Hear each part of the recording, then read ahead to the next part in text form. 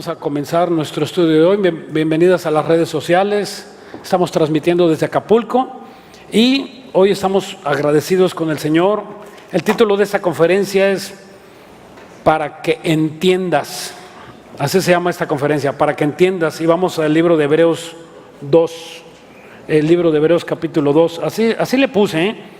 Alguien me va a decir, ¿de dónde sacaste ese título? Ahorita lo van a ver. Hebreos capítulo 2. Algunos creen que el libro de Hebreos es una carta, y a veces le decimos carta, ¿verdad? La carta o libro. Está bien si le dices carta, pero no, déjame decirte, no es carta. El libro de Hebreos no es una carta, porque una carta necesita remitente, ¿verdad? ¿A quién está remitida? Y este libro no tiene a quién va dirigida, no tiene a alguien que se le haya dirigido esta carta, ni tampoco a alguien que haya dicho de parte de fulanito de tal. Entonces, como no tiene estas características que todas las epístolas carta, todas las epístolas de Pablo, pues tienen alguien que escribe y alguien a quien es dirigido. Entonces, como esta carta no tiene ese requisito para que califique dentro de una carta, entonces un grupo de teólogos dice es carta y otro grupo de teólogos dicen es una predicación que alguien escribió. Alguien estaba hablando y ese que estaba hablando, había alguien ahí mecanógrafo, ¿verdad? No había computadora, pero a lo mejor ya existía la taquigrafía, ¿verdad? Y estaba apuntando, ¿verdad? Todo lo que estaba oyendo. Bueno, sea lo que sea, yo apoyo la moción de que esto es una prédica. Estaba predicando ahí, lo más seguro que era Pablo, porque vemos muchas analogías y ejemplos que suele hacer él en los libros de Hebreos y en las epístolas de Pablo, lo vemos. Entonces yo apoyo esta teoría, ¿verdad?, de que sea una predicación. Si pudiéramos resumir el libro de Hebreos, así como introducción, si el libro de Hebreos lo resumiéramos así en 4 palabras, ¿sabes cómo le pondríamos? Para que ya entiendas.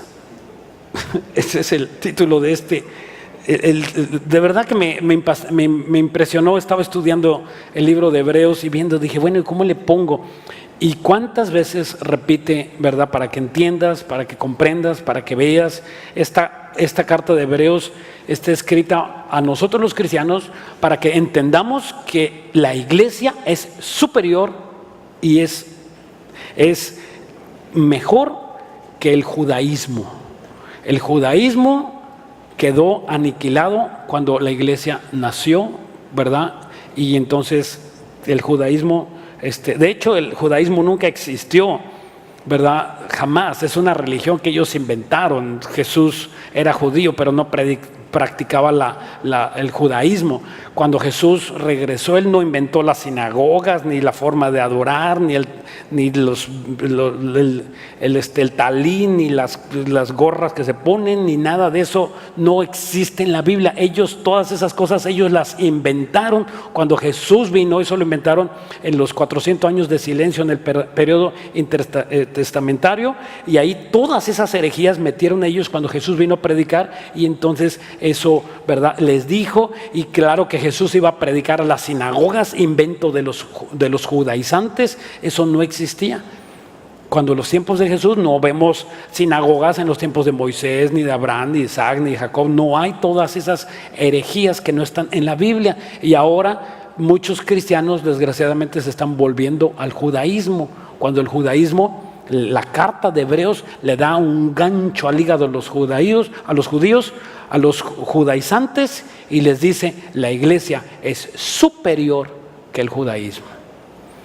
Ok, vamos a empezar aquí. Hebreos 2:1 dice: por tanto es necesario que con más diligencia, ¿verdad? Ahí está otra vez para que entendamos, que con más diligencia atendamos las cosas que hemos oído, no sea que deslicemos. No sea que deslicemos, que seamos conscientes, que atendamos, o sea, que seamos ¿verdad? O sea, entender es, ¿verdad?, reflexionar, meditar, caray, Dios me estás hablando, ¿qué es lo que quieres? Cuando dice la Biblia que la voluntad de Dios es buena, agradable y perfecta. Dios no quiere hacerte mal, Dios quiere hacerte bien, lo dice en Hebreos 12:2. La voluntad de Dios es buena, agradable y perfecta. Olvídate, saca de tu mente que Dios quiere hacerte un mal. Dios quiere hacerte un bien. Y aun cuando Dios nos da algún embarazo, una corrección, Dios nos quiere hacer bien como un padre al hijo que ama. Lo disciplina. Entonces así es Dios. Y entonces aquí nos está hablando de que para que nosotros entendamos y no nos deslicemos o no nos caigamos. Hace tiempo yo fui a las grutas de Cacahuamilpa, no sé si alguien las conoce, ¿verdad? Que están cerca de Tasco. Y fuimos ahí, y entramos, y me acuerdo que había, o hay, no sé si todavía, ya tiene muchos años que fui, y hay un pasillo que se llama el pasillo del jabón, o zona jabonosa, algo así le dicen, no me acuerdo, o la zona resbaladiza. Y entonces dicen, ¿verdad? Entras y dices, bueno, pues que yo me voy a caer por aquí, pues, no, ¿por qué me voy a caer? Y cuando empiezas a caminar, pues sientes que el piso sí está muy resbaladizo. Y entonces hay unos barandales y te vas agarrando, pasamanos, no sé cómo le digas, y te vas agarrando porque realmente sí te puedes deslizar. O sea, ¿qué quiero decir? Que una persona que no se agarra de Dios se resbala. Invariablemente una persona que no está tomado de la mano de Dios, tarde que temprano se va a deslizar, va a caerse, va a tropezar, se va a sacar un chipote, ¿verdad? En la cabeza, lo que sea, Dios lo va a permitir para que nosotros vengamos a los pies del Señor. Y luego, ¿qué necesidad había de todo esto? Esta palabra diligencia en el hebreo, me gusta mucho sacar las analogías, ¿verdad? Más bien el significado de las palabras en hebreo, en griego, según el caso. Esta palabra diligencia en el griego es perisotero, y significa con mucho deseo. O sea, que tengas mucho deseo. Si tú no tienes mucho deseo, es porque tú no quieres tener deseo. En las cosas espirituales tú te tienes que decidir. Es una decisión. ¿Cuál es la fe? Una decisión. ¿Por qué se convierte una persona? Pues por una decisión que toma. ¿Por qué decides ser ingeniero? Pues por una decisión que tomas. ¿Por qué decides ser abogado, estudiar la carrera o entrar a una universidad, a una escuela o en un trabajo? Es simplemente por una decisión. Entonces, nuestra vida espiritual comienza con decidirte. Tú puedes estar sentado y tú puedes estar oyendo y tú puedes no estar decidido.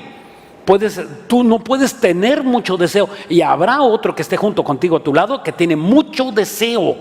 Y eso no sale de que, ay Señor, ponme deseo, Dios, no se trata de eso. La decisión no es de Dios, la decisión es de nosotros. O sea, Dios te está hablando y la decisión tú lo tomas. Y esta palabra deslizar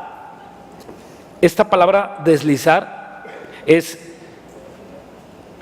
que tengas preocupación, o mejor dicho, que sí te preocupes, o mejor dicho aún, que te ocupes en las cosas de Dios.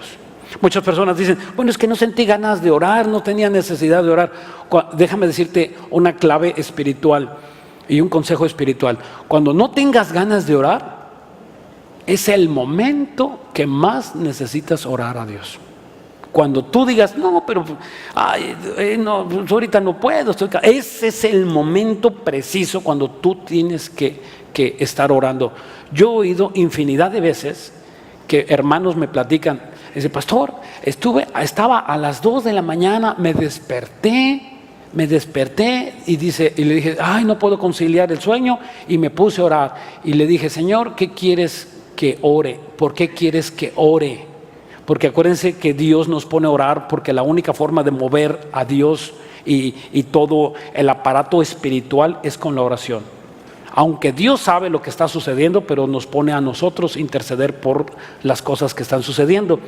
Y muchas personas me han dicho, pastor, yo estaba orando por mis hijos a las 2 de la mañana y al otro día, mamá, un telefonazo, mamá, ¿qué crees que tuve un accidente a las 2 de la mañana? ¿Qué crees que estaba pasando? A las 3 de la mañana, a las 5 de la mañana estaba teniendo unos problemas, estaba enfermo fulano, y tú no sabes que tu oración y que fue capaz de transformar las situaciones que estaban pasando, pero esa persona sentía sueño. Y uno de los obstáculos que una persona no puede acercarse a Dios es el sueño, la pereza espiritual, la desidia. ¿Por qué? Porque no se ha decidido. Esa persona no ha entendido que estamos en una guerra espiritual. Es una guerra espiritual. En días pasados un hermano me decía, dice, yo veo como que aquí estamos librando unas batallas, dice, y hay unas fuerzas cósmicas peleando los demonios contra los ángeles y no vemos nada. Digo, efectivamente, tienes toda la razón, así es la lucha espiritual y está pasando. Pero le agregué a lo que estaba diciendo, el problema es que cuando en esa guerra espiritual que está librando los ángeles de Dios contra los demonios, no lo vemos. Aquí hay una guerra espiritual, afuera, arriba, no afuera de las paredes, arriba, me refiero a un mundo espiritual paralelo a este mundo físico. Que por cierto estoy preparando una prédica de la eternidad. Voy a hacer una serie que tengo mucha información que Dios me ha dado. Voy a hablar de la eternidad, cómo la eternidad es paralela al tiempo. O sea, son dos tiempos, ¿verdad? La eternidad y el tiempo que estamos viviendo. Y está pasando algo afuera, arriba, abajo, a los lados, donde nosotros no podemos ver. Y es unas guerras infernales. Algo habla de esto Daniel, ¿verdad? Que Daniel se puso a orar y dice que empezó a moverse y que venía el enviado de Dios, el ángel, y cuando dice que Satanás, el príncipe de este mundo, se le obstaculizó por 40 días y no llevarle la respuesta a Daniel. ¿Cómo vemos que estas guerras cósmicas, ni siquiera el planeta, las películas de la guerra de las galaxias se pueden semejar a esto que está pasando? Y le dije, pues, para acabar esta plática, y le dije al hermano, digo, el problema de esas guerras es que si una flecha, un ángel de Dios no la agarra y se desvía, ¿sabes a dónde te va a pegar? En tu mente. ¡Pum! Y empieza un dardo de fuego del maligno, como lo dice Efesios 6:10, y empiezas a bandear, empiezas a tropezar y empieza dentro de ti un pensamiento que no es de Dios y empiezas a albergar un pensamiento satánico de pecado, próximamente para pecar, para ver pornografía, para adulterar, para drogarte. Ahorita estabas en tu juicio, ¿verdad? Estabas, sí, Señor, yo no te fallo, y de repente viene ese pensamiento. ¿Qué pasó? Fue un dardo que no pudo capturar un ángel de Dios y se metió en nuestras cabezas. Y aquí está el pensamiento. Por eso dice Efesios, llevar todo pensamiento cautivo a la obediencia de Dios. ¿Dónde inicia todo esto? En una decisión. Que tú entiendas que estamos viviendo un mundo espiritual donde Satanás le puso precio a tu cabeza y a la mía también. Si tú dices, a fulanito de tal, ¿verdad? Que lo vemos, que quien dé información de tal narcotraficante, secuestrador, etcétera, y ¿verdad? Y se le va a dar una recompensa de tanto. Pues eso sale de que Satanás nos quiere a nosotros. No hay otra cosa que Satanás desee tanto como la vida inútil de un cristiano. Porque Satanás no te quite la vida, pero sí te hace inútil. ¿Inútil qué es? Que no prediques, que estés en pecado, que no entiendas, que tú pienses que esta vida y es, pues, ay, mire, el pastor es exagerado, es porque tú no has entendido, porque no te ha amanecido. Cuando, ¿verdad?, alguien que pierde el sentido dice, bueno, pues es igual, yo mañana pido perdón, te emborrachas y haces unas cosas y no lees la Biblia y vienes aquí nada más a escuchar una vez a la semana lo que Dios está diciendo. Es una vida inútil, con mucho cariño y mucho amor te lo digo. Yo fui así un tiempo de mi vida, pero fueron los tiempos más horrendos que yo pude haber tenido, cuando nosotros pensamos que no sucede nada. Ok, vamos a Ezequiel 28. En Deuteronomio 4:9. Bueno, también vamos a ir a Ezequiel 28, pero antes a Deuteronomio 4:9. Dice aquí en Deuteronomio 4:9, Deuteronomio 4:9, dice en Proverbios 4:1, mientras lo buscan, dice, oí, dijo, las instrucciones de tu padre y presta atención para que conozcas la cordura. Proverbios 4:1. Esto, cordura, es entendimiento. Que entiendas que un soldado no puede andar desarmado, que un soldado no puede andar sin su casco, que un soldado no puede andar sin su protección y en su armadura de un cristiano, que estamos en una guerra espiritual, que Satanás quiere los tuyos, que Satanás quiere tus hijos, tu economía, tu esposa, tu esposo, y el único que lo puede impedir eres tú cuando vives en santidad y cuando vives en oración. Es imposible vivir en santidad sin vivir en oración. Una persona que vive en santidad obviamente vive en oración. Una persona que no vive en santidad es una persona que no vive en oración. Es una, lleva a la otra. Ok, dice aquí Deuteronomio 4:9, dice, por tanto, guárdate y guarda tu alma con diligencia, para que no te olvides de las cosas que tus ojos han visto, ni se aparte de tu corazón todos los días de tu vida. Antes bien, enséñalas a tus hijos y a los hijos de tus hijos. O sea, si tú eres un cristiano y tú sabes que tus hijos no van caminando muy bien, tú tienes que estar orando y enseñándoles, hijo, eso no lo hagas, hijo, eso está mal, hijo, vas a tener repercusión, hijo, hija, esto no, esto sí. Tú tienes que decirles. Pero si no conoces de Dios, si no sabes lo que Dios dice de la Biblia, ¿cómo vas a enseñar y cómo vas a edificar en tu casa? Tienes que ir a un estudio de Biblia. Tienes que saber que tus hijos están creciendo y saber que es peligrosísimo que tú le des una tablet de un celular a uno de tus hijos. ¿Y sabes por qué hacen eso los padres? Aquí muchos se van a ofender, pero perdóname. Mejor prefiero hablar con la verdad. ¿Sí sabes por qué hacen eso los padres y le dan una tablet de un celular a un niño? Porque el padre no quiere hacer su función de padre. Y les dicen, ay, entretente, déjame de dar. ¿Y tú sabes lo que está viendo? ¿Tú sabes cuánta pornografía están viendo los niños? ¿Y cuántas páginas pornográficas hay? ¿Y sabías tú que los niños ahorita es el centro de atención para la pornografía? ¿Sabías tú eso o lo ignoras? Y por ignorancia o por comodidad le damos esos artefactos, ¿verdad? Que es yo le digo a internet, es el árbol de la ciencia del bien y del mal. Así le llamo yo, claro que no es verdad, pero en internet encuentras tantas cosas buenas como también tantas cosas malas. En internet pueden, ¿verdad?, venderse jovencitas para ser abusadas, venderlas, vender niños, ver cómo asesinan a una persona. Y las personas le dan like.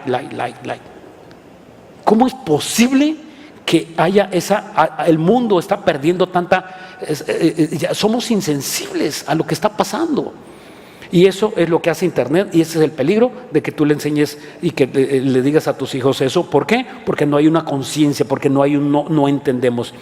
Regresemos a nuestro texto aquí en el Hebreos 2:2 dice, porque si esta palabra dicha por medio de los ángeles fue firme, y toda transgresión y desobediencia recibió justa. Fíjense bien, toda transgresión, dice, toda transgresión fue castigada, dice aquí, y recibió justa retribución. Dice el versículo 3, ¿cómo escaparemos ¿cómo escaparemos nosotros si descuidamos una salvación tan grande? Está preguntando, la cual, habiendo sido anunciada primeramente por el Señor, nos fue confirmada por los que oyeron. Ok, fíjate lo que está diciendo aquí creo yo, el apóstol Pablo, el escritor de Hebreos. No entremos en polémica. Ahora sí vamos a Ezequiel 28. Mientras lo buscan, quiero dar aquí un dato en Ezequiel 28. Este pasaje que acabo de leer no está hablando de que la salvación se pierde. En ningún momento estamos hablando de este pasaje está diciendo que la salvación se pierde. ¿Qué es eso de que la salvación se pierde? Que yo soy cristiano, recibí a Cristo en mi corazón. Eso es un pensamiento y una teología que no existe en la Biblia. Alguien que recibe a Cristo como su Señor y Salvador y viene el Espíritu Santo y tú piensas que la salvación se pierde, entonces tú me estás diciendo que el Espíritu Santo me abandona. ¿Dónde hay un versículo bíblico que dice que el Espíritu Santo me abandona? Cuando dice la Biblia que hemos sido sellados por el Espíritu Santo. Ya estamos, el sello es la garantía. Cuando dice la Biblia que nosotros hemos sido unidos a un cuerpo, donde dice la Biblia que te desunes de un cuerpo. ¿Cuál es el pecado que te pierde la salvación? Porque en Colosenses capítulo 3 dice que todos nuestros pecados han sido perdonados. Entonces es un pensamiento totalmente imposible de sostener.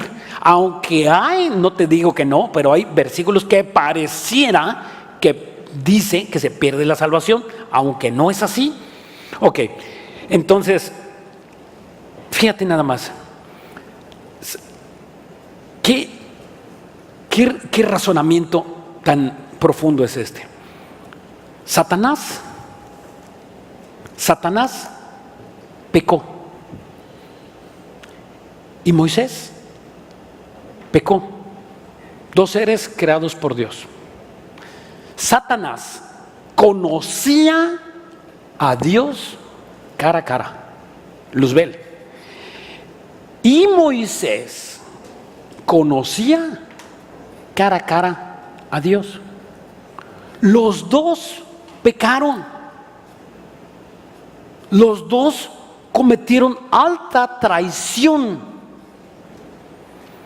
¿Por qué Dios no perdonó a Satanás? ¿Por qué Dios no perdonó a los ángeles? ¿Por qué, si Dios, siendo Dios tan bueno, siendo Dios tan consecuente, por qué no perdonó a Satanás y a los ángeles? Dice, acabamos de leer, que recibieron su justa retribución. ¿Por qué Dios no los perdonó? La respuesta está aquí, Ezequiel 28:14. Y está hablando de Satanás. Dice: tú, querubín grande, protector, yo te puse en el santo monte de Dios, ahí estuviste, está hablando Dios, en medio de las piedras de fuego te paseabas. Y ya después sigue diciendo el versículo 15: perfecto eras en todos tus caminos. Bueno, dice aquí el versículo 14, dice: tú, querubín grande y protector. Quiere decir que Satanás estaba en la presencia de Dios, entraba de la presencia de Dios al santísimo lugar donde está Dios y caminaba, recibía instrucciones de Dios y se iba. Pero además estaba encomendado como ser el protector. Él estaba quizá en la puerta, tú si entras, a ver, el ángel fulano de tal, tú no entras, y él estaba, ¿verdad?, dirigiendo quizá la oficina de donde está sentado el trono de Dios. Conocía mucho más Satanás a Dios que el mismo Moisés. ¿Qué quiero decir? Que Dios no perdonó a Luzbel. Ya después se hizo malo y se hizo maldito y ahora lo conocemos como Satanás. Pero antes no fue así. Y si Dios no perdonó a los ángeles, no perdonó a Satanás. Que tú pienses, cuando estás pecando, cuando se te ocurre algún pecado, que si Dios hizo juicio con ellos, ¿cómo piensas que Dios no lo va a hacer contigo? ¿Cómo pensamos que Dios no lo va a hacer contigo? Si Dios nos dejó el libro de Hebreos para que veamos el juicio y el Apocalipsis y muchos otros libros donde habla de que, por ejemplo, en el libro, en segunda de Pedro dice que Dios atrapó a los ángeles y los condenó en prisiones de oscuridad. Todos esos ángeles habla de la rebelión preadámica que tuvieron esos ángeles en contra de Dios, y Dios los castigó y hizo juicio con ellos.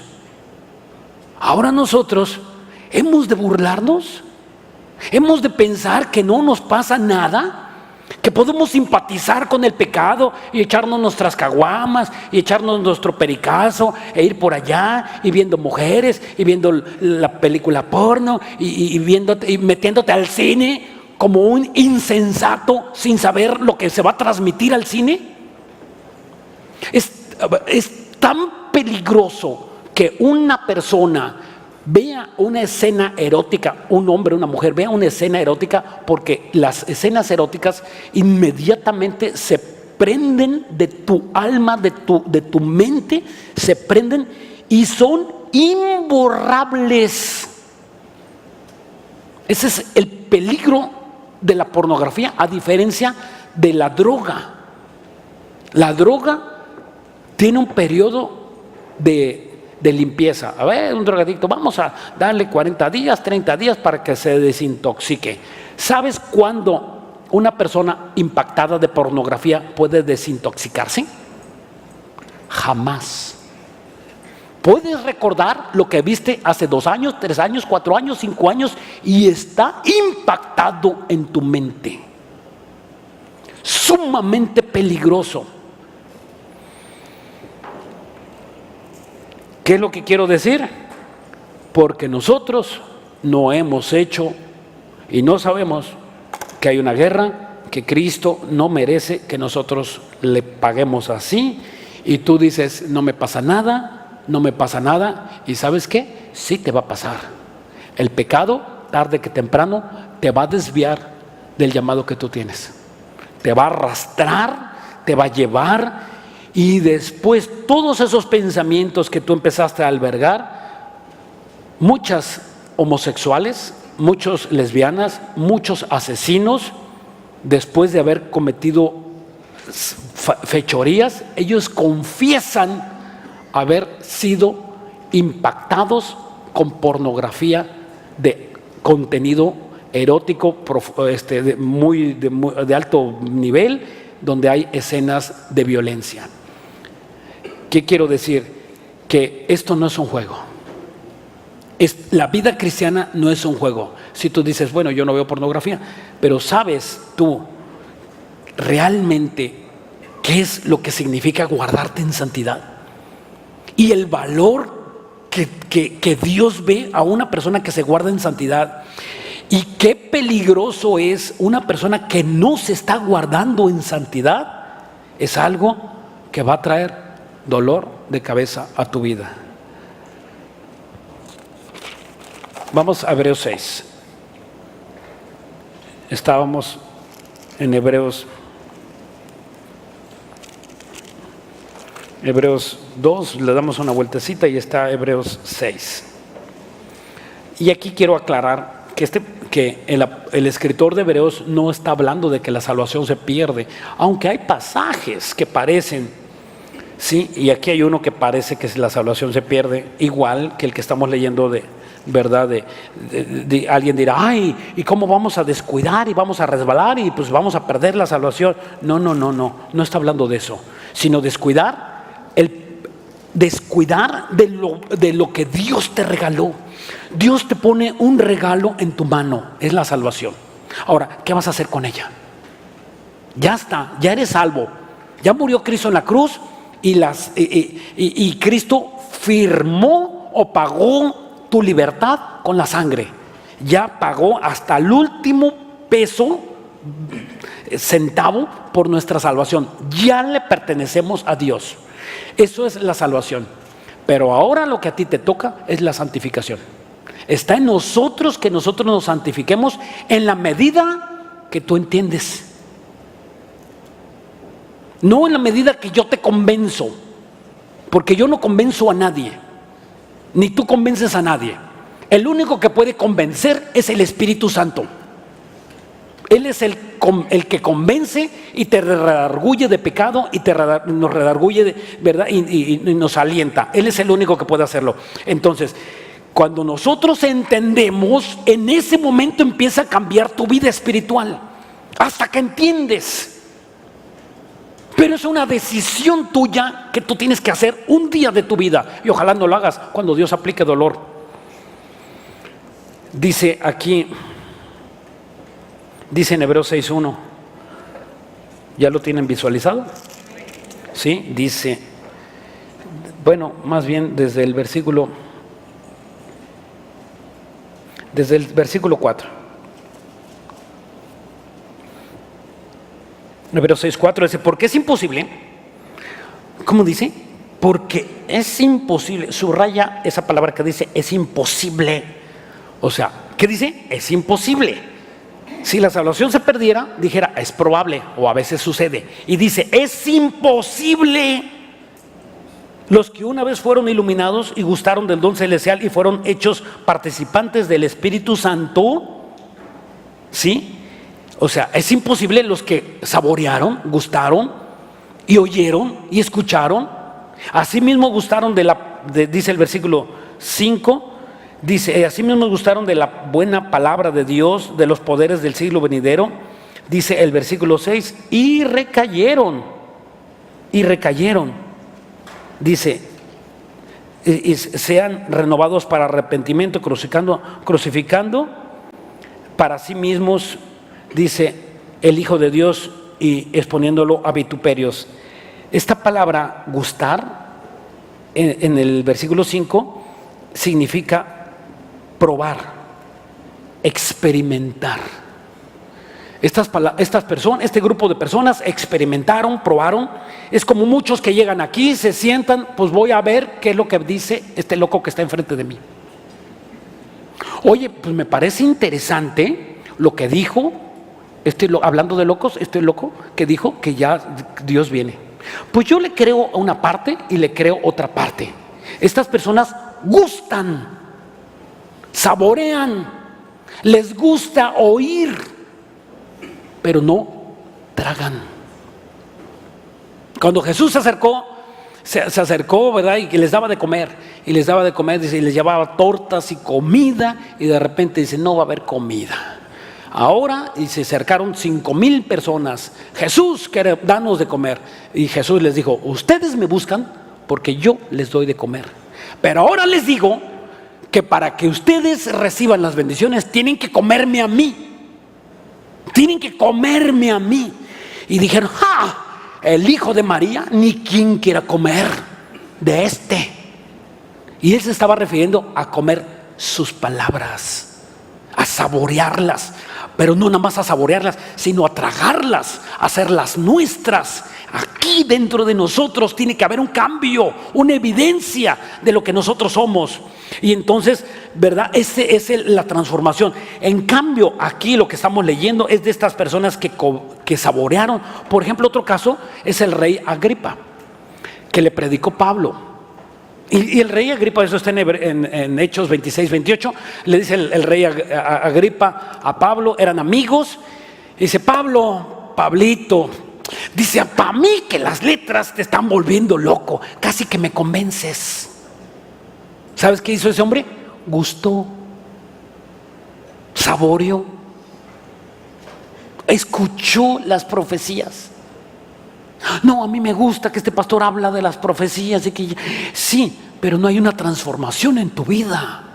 ¿De qué sirve que oigas? ¿De qué sirve que escuches si no tragas? Si no hay un cambio, no hay una evidencia en ti. Tu esposa puede dar testimonio de que tu vida no ha cambiado, y tu esposo también puede dar testimonio de que tu vida esposita que nos visitas, que tú no has cambiado. Hay una evidencia y tú puedes engañar a todo mundo, pero a Dios no lo engañas. Solamente Dios sabe lo que haces en la intimidad cuando estás solo o sola. ¿Qué mensajes mandas? ¿Con quién hablas? ¿Qué es lo que estás pensando? Todo eso lo ve Dios. Y estas personas saborearon, gustaron, pero vimos que es imposible. Y dice aquí en el versículo 7, porque la tierra que bebe la lluvia de muchas veces cae sobre ella, produce hierba provechosa. Aquellos que por los cuales es labrada, dice, recibe bendición de Dios. Pero la que produce espinos, o sea, los inconversos, los que no han hecho una decisión, y abrojos, es reprobada y está próxima a ser maldecida, y su fin es ser quemada. Si alguien dice, se pierde la salvación, ¿por qué? Aquí dice, aquí acabamos de leer que es imposible, porque si una persona rechaza la salvación, ¿por qué no pensar mejor que nunca tuvo la salvación? Nunca tuvo esa salvación. Y si la rechazan, nunca la pueden tener. Aquí dice que es imposible. Aquí está la prueba, el versículo 9. ¿Sí me estoy explicando? Dice aquí el versículo 9. Pero en cuanto a vosotros, ¿a quiénes? A otros. Estos no han querido oír, no han querido arrepentirse. Dice que como la hierba van a ser castigados. Y en cuanto a vosotros, dice el apóstol Pablo, en cuanto a vosotros, ¿qué dice? En cuanto a vosotros, oh amados, estamos persuadidos de cosas mejores que pertenecen a la salvación, aunque hablamos duramente. Eso significa, aunque hablamos así, aunque hablamos duramente, claro. O sea, una persona que tiene a Cristo en su corazón no pierde la salvación. Este pasaje nunca enseña que la salvación se pierde. Está hablando que si en verdad tuvieron la salvación, que si piensas tú que perdieron la salvación, mejor es más honesto pensar que no fue salvo. Hay muchas personas que salieron de nosotros, dice la Biblia, muchos salieron de nosotros, pero no son de nosotros, porque si hubieran sido de nosotros, tienen que volver a nosotros. No lo puedes decir a todos cristianos. Es algo a mí que me repatea, que van en la calle, Dios te bendiga, y Dios te bendiga, y Dios te bendiga, y digo yo como que andan repartiendo el dinero, ¿no? Así, y así, y traen una bolsa de dinero, y Dios te bendiga, y Dios te bendiga, y Dios te bendiga. ¿Sabes qué significa Dios te bendiga? Para los que no saben, Dios revise tu vida, y cuando Dios te revise tu vida, que traiga juicio sobre ti. Eso significa Dios te bendiga. ¿Sí me estoy explicando?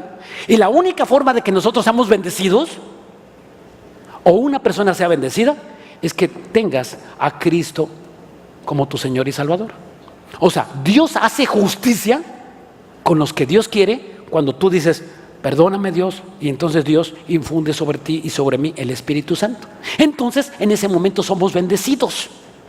Pero jamás Dios va a bendecir a un zángano que no tiene a Cristo en su corazón y que ha escuchado la palabra de Dios. Nunca Dios va a bendecir a Satanás. Es imposible. Las bendiciones son única y exclusivamente para los cristianos. Y déjame decirte algo más, para los que caminan en santidad. Solamente. ¡Qué extremista eres! Aún el sol sale para buenos y malos. Y los cristianos estamos contados como dentro de los buenos. Esa es la palabra de Dios. Te guste o no te guste. Y si no te gusta, arrepiéntete. Dios no hace acepción de personas. Dios está hablándote a ti para que tú te arrepientas y cambie tu vida. Que tu vida tenga sentido. ¿A dónde vas? ¿Cuál es tu mañana? ¿Cuál es tu futuro? ¿Tienes realmente conciencia que mañana vas a amanecer? Y si no amaneces, ¿a dónde vas a estar? Hay algo que tengas en ti, en tu mente, y digas, no, yo estoy seguro que voy a estar en la presencia de Dios. La única forma de que tú estés seguro que vas a estar en la presencia de Dios es que tengas el pase de abordar. Y el pase de abordar dice Jesucristo.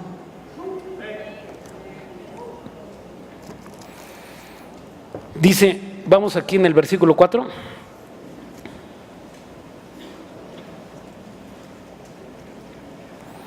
Versículo 4 en nuestro texto de Hebreos.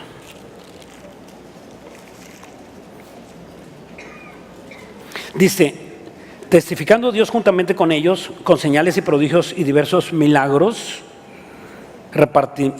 y repartimiento del Espíritu Santo según, ¿cómo dice? Según su voluntad. Como dicen en el mercado, hay, pero no para todos. ¿Ya lo vieron? ¿Cómo dice? Según la voluntad de ¿quién? De Dios. Según su voluntad. ¿Qué significa eso? Que Dios no reparte el Espíritu Santo a todos. Dice la Biblia, de tal manera amó Dios al mundo que dio su Hijo unigénito para que todo aquel que en él cree no se pierda. Hay, pero no para todos. O sea, hay un paso que tú tienes que dar. Y ese paso es de fe, recibir a Jesús como tu Señor y Salvador. Ok, vamos a Deuteronomio 32. Deuteronomio 32, mientras lo buscan, Deuteronomio 32, este pasaje de Deuteronomio 32, versículo 35, este pasaje es impresionante. En el año 1741, un predicador en Connecticut, Inglaterra, fíjate, en el año 1741, un grande predicador que pasó a la historia, famosísimo, Jonathan Edwards. Quién sabe si conocías esta historia, pero ahí te va.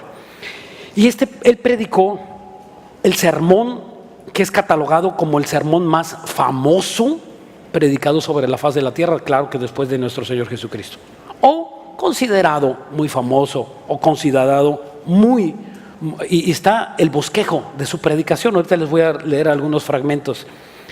Inmediatamente que él predicó este sermón, leyó este texto y empezó a predicar este sermón, inmediatamente el 80% de los que estaban ahí cayeron de rodillas llorando. No pudo acabar su sermón. Cayeron impactados de que estaban en un error. Déjenme leerlo. Mía es la venganza y la retribución. Mía es la venganza y la retribución. A su tiempo su pie resbalará, porque el día de su aflicción está cercano. ¿De quién está hablando? De los que no han hecho una decisión. A su tiempo su pie resbalará, porque el día de su aflicción está cercano. Y lo que les está preparado se apresura, porque Jehová juzgará a su pueblo y por amor a sus siervos se arrepentirá. Cuando viere que la fuerza pereció y que no queda ni siervo ni libre. Él predicó esto y empezó a decir cosas como esto. Jonathan Edwards: el diablo está listo. Las almas le pertenecen. La Biblia dice que las almas le pertenecen a Satanás y que son posesión suya, y que las almas de los no cristianos son dominadas por Satanás. Los demonios les vigilan las 24 horas del día. Siempre están a tu lado. Como lobos rapaces, los demonios están ahí. Satanás te ansía. Aunque Dios te está reteniendo, como cuando se retiene un animal ponzoñoso con una vara antes de echarse al fuego. Yo imagino como un alacrán, ¿no? Tienes un alacrán y tienes una fogata y el alacrán ahí anda caminando y tú nada más dices, muérase. Él así predicó. Si si Dios te soltara, caerías tragado al infierno. Como plomo pesado, caerías solamente porque Dios te soltó. ¡Qué impresionante! En ese momento, toda la congregación cayó de rodillas y empezaron a llorar y a gritar: Señor, perdóname, Señor, perdóname. Porque entendieron cuál es el fin, a dónde van ellos, con una predicación tan clara como la que les estoy diciendo. En Romanos 9:13, dice unas palabras muy similares. Muy similares. Está hablando de lo mismo. Como está escrito: a Jacob amé, mas a Esaú aborrecí. Versículo 14, 9:14. ¿Qué pues diremos? ¿Que hay injusticia en Dios? En ninguna manera. Tú puedes decir: Dios es injusto. Y el apóstol Pablo está diciendo: Dios no es injusto. ¿Cómo me va a mandar al infierno? ¿Sabes cómo sé que Dios no es injusto? Porque Dios te está hablando hoy y te está diciendo: arrepiéntete. El que no va a tomar la decisión eres tú. O esas personas que una vez se les ha predicado y no quieren arrepentirse, y esas personas, Dios se va a encargar de predicarles. Dios. Y si no se les predica, en su conciencia, dentro de ellos, saben hacer lo bueno. ¿Por qué?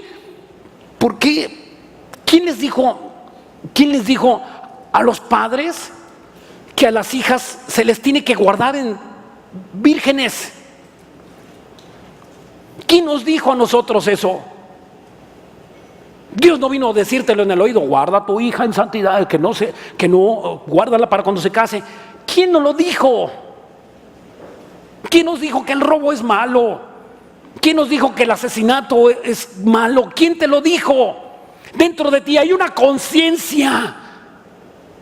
Hay una conciencia, se llama espíritu, está dentro de ti, te está diciendo lo que tienes que hacer, y lo malo y lo bueno. Por eso, cuando una persona peca, es responsable de sus actos. No puede decir: fui engañado por Satanás. Es verdad, Satanás te puso la trampa, pero tú escogiste caer en el pozo.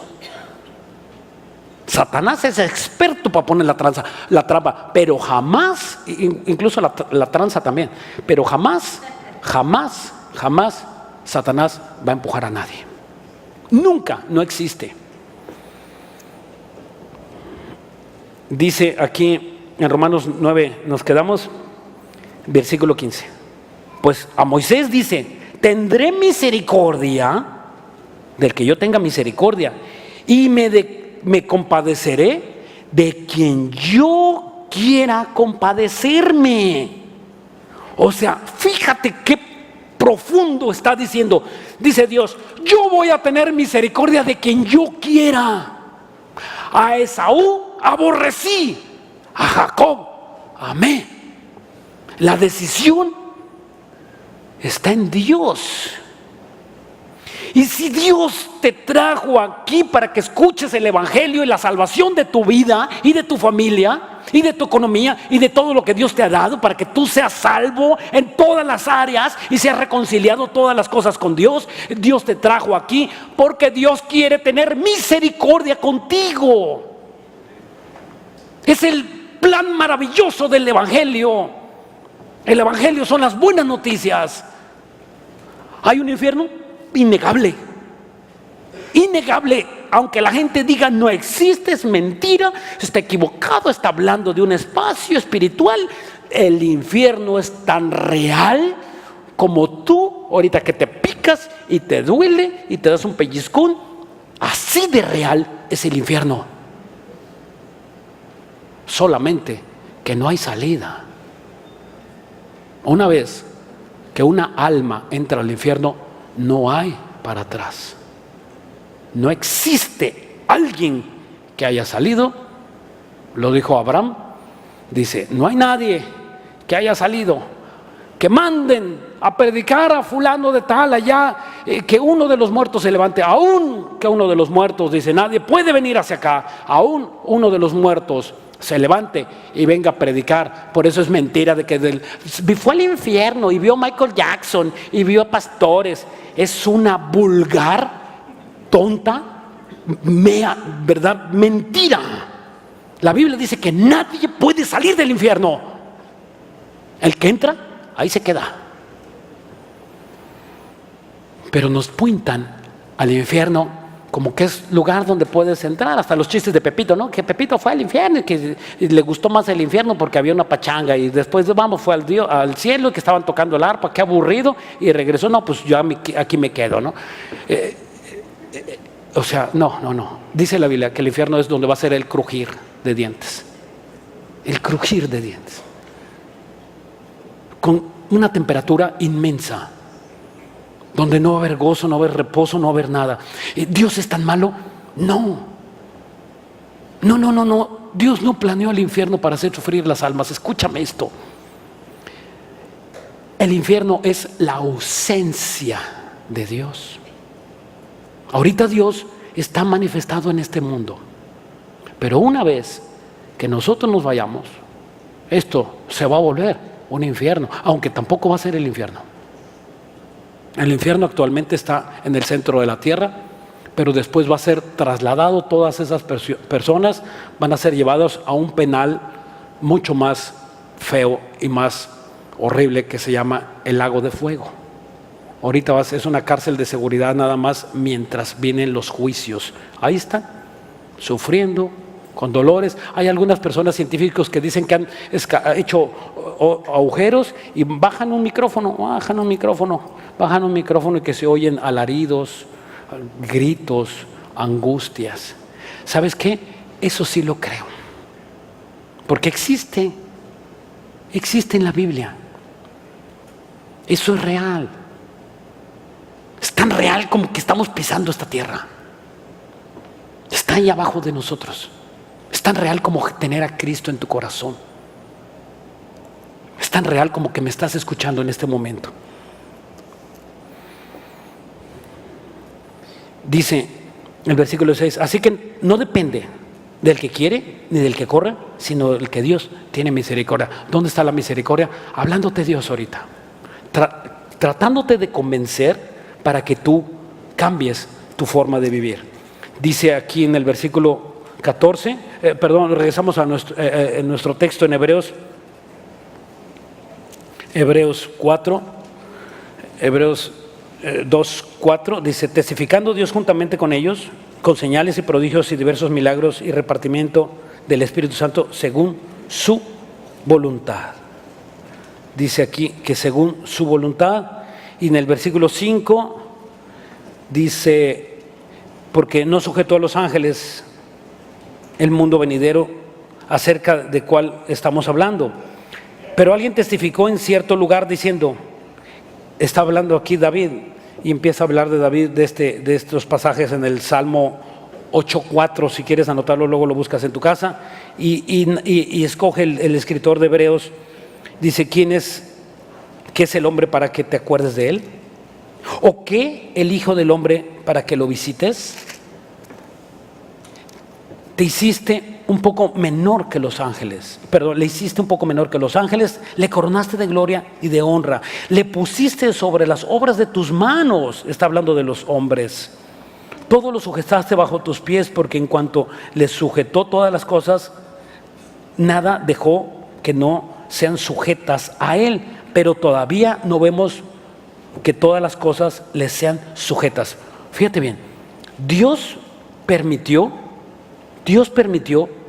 y Dios mandó que nosotros seamos los gobernantes. Dios quiere, y esa es la promesa, que tú gobiernes. Somos llamados a gobernar con Cristo. Todos los cristianos tenemos esa misión. Por eso, ¿cómo somos? Haz esto y luego esto. Es tan difícil gobernar nuestro carácter porque nosotros nos sentimos gobernantes y muchas veces dictadores. Ese es el llamado de todos los humanos. Todos los humanos, Dios le dijo, tú los hiciste, está hablando aquí David, dice, tú los hiciste aún un poco menor, que los ángeles, y los coronaste, y ellos van a ser los que van a gobernar. Cuando nosotros lleguemos al cielo, nosotros los cristianos, ¿sabes qué van a hacer los ángeles con nosotros? Ahorita, en este momento, son ministradores, nos guardan, nos cuidan los ángeles. Pero cuando lleguemos al cielo, ¿sabes qué van a hacer los ángeles con nosotros? En este momento, tú no sabes cuántos ángeles están aquí parados. Son pelados de 3 metros, vestidos, no traen alas, son varoniles y están aquí resguardándonos. Son hombres de guerra. Son, ¿verdad?, hombres de guerra con sus escudos, sus lanzas, y están aquí parados alrededor de nosotros, guardando que no se meta un demonio aquí a destruir la obra de Dios. Esto es ahorita. Pero esos ángeles, cuando nosotros estemos en la presencia del Señor, esos ángeles van a ser nuestros chalanes, nuestros sirvientes. Tú le vas a decir, tráete una torta cubana, y van a correr a traer una torta cubana. Y una coca, sí, ya la coca ya no va, ya la Coca-Cola ya no va a tener ya no va a tener, ¿verdad? Ahorita es una porquería. El que tome Coca-Cola de verdad es que te estás suicidando poco a poco. Es una droga totalmente. En mi casa están prohibidos los refrescos. Qué hermoso, un agua de sabor, por favor. Y si ya por lo menos agua o agua mineral, mínimo. ¿Tú sabes lo que tiene que hacer tu riñón para sacarle todo lo negro? Para purificar todo lo negro. Lo que tiene que hacer tu riñón y trabajar por un tonto vaso de Coca-Cola. Tenemos que cuidar el templo del Espíritu Santo. Tenemos que cuidarlo. Coca sin azúcar, y lo negro no se lo quitan. O sea, está igual. ¿Y sabes qué es lo malo de un refresco? Los conservadores, que está demostrado que son cancerígenos 100%. Y ahí vas, tú te la tomas y hasta llevan un Zeppelin de Coca-Cola. Ya llegué al estudio de Biblia, ¿no? Por lo menos en mis estudios no hagas eso. Si tú quieres tomarlo en tu casa, estás en tu derecho de perjudicar tu riñón. Ok, Gálatas, terminamos aquí con Gálatas. Perdón, 1 Pedro 1:4. 1 Pedro 1:4. Fíjate nada más qué dice de la herencia. Dice, para una herencia, 1 Pedro 1:4, dice, para una herencia incorruptible, incontaminada, inmarcesible, reservada en los cielos para los pecadores, los que no se convirtieron. ¿Para quién? Para nosotros. Para nosotros. ¿Estás seguro que vas a tener esta herencia incontaminada, incorruptible, inmarcesible, reservada para nosotros? Versículo 5, que sois guardados por el poder de Dios mediante la fe. Que sois guardados por el poder de Dios mediante ¿qué? La fe. Tú tienes que tener fe toda tu vida. En el momento que tú bajas el escudo de la fe, tu cuerpo, tu vida va a ser impactada por un cañón. La única forma. Mira, la fe es como el salvavidas, ¿verdad? Cuando una persona se está ahogando, aviéntale el salvavidas. Dime, ¿qué tonto suelta el salvavidas cuando se está ahogando? Ninguno, ¿verdad? A menos que ya se haya ahogado y no lo agarra. Sí, ¿no? ¿Y cuántas personas ya se ahogaron y no agarran la salvavidas de la fe? Así es. Y se agarran y se aferran, ¿verdad? Incluso yo he visto personas que la salvan, ¿verdad? Y todavía en la playa, y están así en la playa y ya no sé, en la tierra firme, y no sueltan el salvavidas. O sea, se quedan impactadas de no soltar el salvavidas. Así fuera nuestra fe. Tomar esa fe. Dice, Versículo 6, en cuanto a vosotros os alegráis, aunque ahora por un tiempo, dice, ahora por un poco de tiempo es necesario que tengas que ser afligidos en diversas pruebas, para que sometida a prueba vuestra fe, mucho más preciosa que el oro, el cual aunque perecedero se prueba con fuego, sea hallado en alabanza y gloria y honra cuando sea manifestado Jesucristo. ¿Cuándo? Cuando venga Jesucristo, Él va a repartir los galardones y nos va a dar a nosotros los galardones, unos 7 galardones, otros ni uno, otros 1, otros 2, otros 3, según como hayas sido tú en esta tierra, según lo que tú hayas puesto por obra. Cuando tú pongas por obra lo que conoces, tú estás obedeciendo a Dios. Cuando tú te arrepientes, caray, no merezco arrepentimiento. La Biblia dice que tú mereces arrepentimiento. ¿Cuándo te tienes que arrepentir? Es que arrepentimiento, muchos pensamos que arrepentimiento es, ay, me siento bien mal, ay, ahora sí tengo ganas de arrepentirme porque me siento mal. No, la Biblia dice que arrepentimiento es apartarse del pecado. Eso es arrepentimiento, a diferencia de muchas gentes que enseñan otra cosa. Escúchame, arrepentimiento es decir, Señor, ayer le falté a mi esposa, dije groserías, me fui de borracho, parrandero y jugador, hice y tal cosa, robé de las ofrendas, lo que tú hayas hecho. Le confiesas a Dios todo lo que tú hayas hecho y dice la Biblia que el que confiesa sus pecados y se aparta de ellos alcanza misericordia. ¿Qué tienes que hacer? Confesar. Confiésale que te gusta. Señor, ese pecadito me gusta. Confiésaselo y apártate de él, y Dios te va a dar un poder sobrenatural para que tú no vuelvas al pecar. ¿Por qué te gusta? Pues porque lo contemplas, porque lo acaricias, traes ahí tu pecadito, ¿no? Es como que traen un gato de Angora, ¿no? Y lo van a andar acariciando, sí, así traen ese pecado. Entonces, ¿qué es lo que dice? ¿Qué es lo que quiere Dios? Que tú te arrepientas. Señor, he pecado contra ti, como dijo David en el Salmo 51, Señor, he pecado contra el cielo y contra ti, perdóname. Y Dios te perdona, Dios te restaura y Dios te levanta.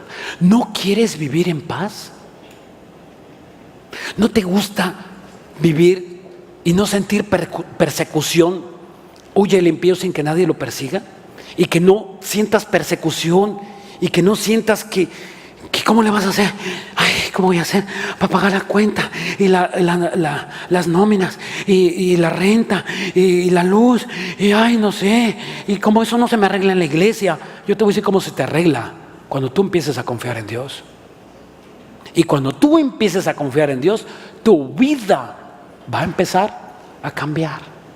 ¿Qué tienes que hacer? Disponerte. Entender que Dios te quiere y te ama, y de tal manera Dios amó al mundo que dio a su Hijo unigénito, para que si tú crees en Él, no te pierdas.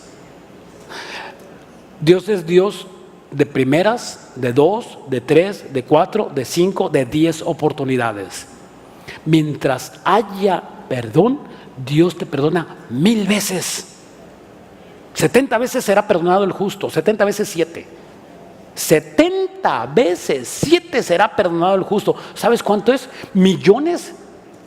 Son como 7,000 millones de veces o 70,000 millones de veces. Es un número infinito.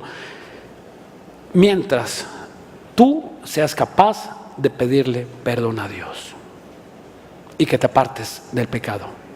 Ok, vamos a orar. Padre hermoso, bendito Dios, te damos muchas gracias, porque en este momento tú nos has hablado, Señor, claramente que no quieres que nosotros nos apartemos. Tú tienes misericordia, estás esperándonos a nuestras vidas, que nosotros podamos cambiar nuestras vidas. No está en ti, Dios, que cambiemos nuestras vidas. No está en ti, está en nosotros.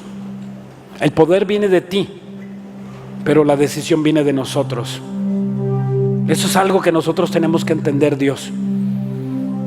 Tenemos que salir del ABC de la Biblia para entrar en esas profundidades, para que entiendas que con Dios no se juega, para que entiendas que el llamado que tienes es algo hermoso, que muchos son los llamados y pocos los escogidos, para que entiendas que Dios te amó antes de que tú nacieras. Dios sabía cómo te iban a nombrar, cómo te iba a llamar tu papá, tu mamá. Dios sabía que te iban a abandonar. Dios sabía que te iban a violar. Dios sabía que te iban a regalar quizá, o a robar, o a engañar a tu marido o tu esposa. Dios sabía que te iban a hacer lo que te haya pasado. Dios sabía que iban a abusarte, que te iban a enseñar el alcohol desde pequeño o la pornografía desde pequeño. Dios sabía. Dios preparó este momento para que se encontraran tú y Él. Él hablando a tu corazón: hijo, hija, aquí estoy. Vine a salvarte. No traigo una espada, traigo mis manos llenas de amor para abrazarte, para consolarte, para decirte que te amo, que he esperado tanto este momento para que tú y yo nos encontráramos, que no es casualidad. Te he hablado muchas veces te he hablado, muchas veces te he hablado y no has querido oír.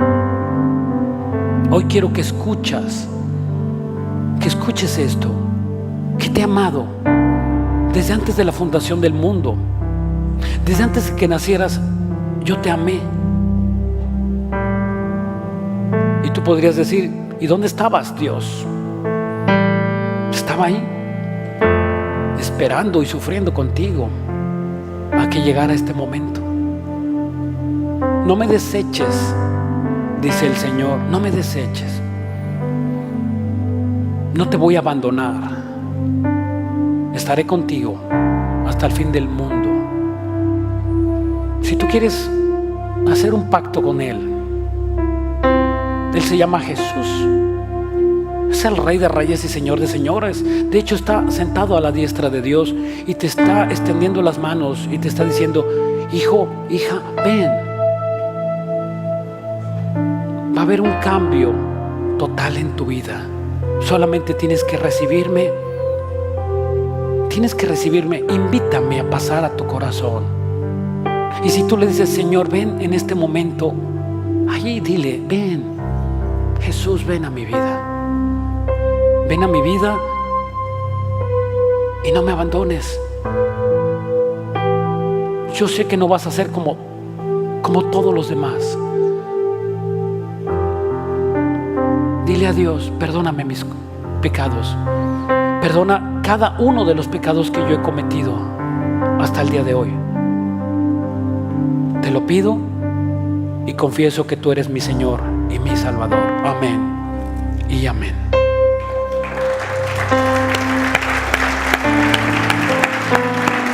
Dios les bendiga.